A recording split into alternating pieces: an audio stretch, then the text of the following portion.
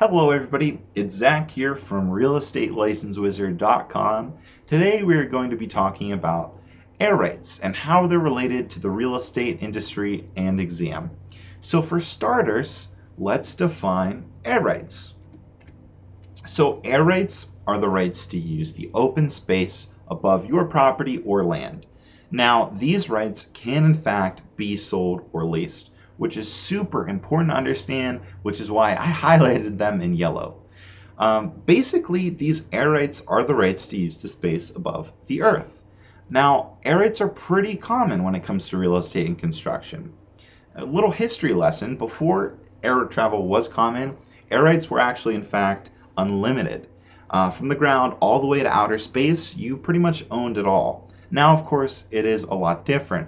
The government permits reasonable interference for certain things like aircraft, like planes, and hypothetically even spacecraft, all the way up in outer space. Now, as solar power becomes different, it also affects air rights as well. This differs from state and local government, but in some cities, if skyscrapers or properties or buildings are blocking another property's solar panels, that could potentially lead to a legal issue. So, what's important to understand for the real estate exam? Well, the most important thing to remember is that these rights can in fact be sold or leased. Now, a great example of this, of how air rights kind of work and how they can be leased, is in New York City. There is a place called Hudson Yards. Now, the government owns the rail yard and leases the airspace above the rail yard. Now, in that space, people have built buildings and towers and all sorts of things within it. This space is tremendously valuable, as you probably know, in big cities like New York City or like San Francisco or anyone, big cities where there are skyscrapers, things like that. Property is very hard to come by. So by creating this extra space, it can be incredibly valuable.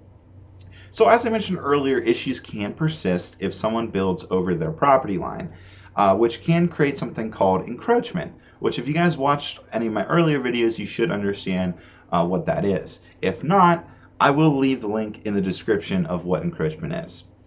But yeah, so pretty much that video and this video is part of our Answering Real Estate Exam series, where we do go over specific vocab and topics for the real estate exam. So yeah, that's pretty much it. That's everything you need to know about real estate air rights. If you do have any questions or comments, please leave them down below. And don't forget to like and subscribe for more real estate exam related stuff. Thank you so much for watching. My name is Zachary Smiggle. As always, make today magical.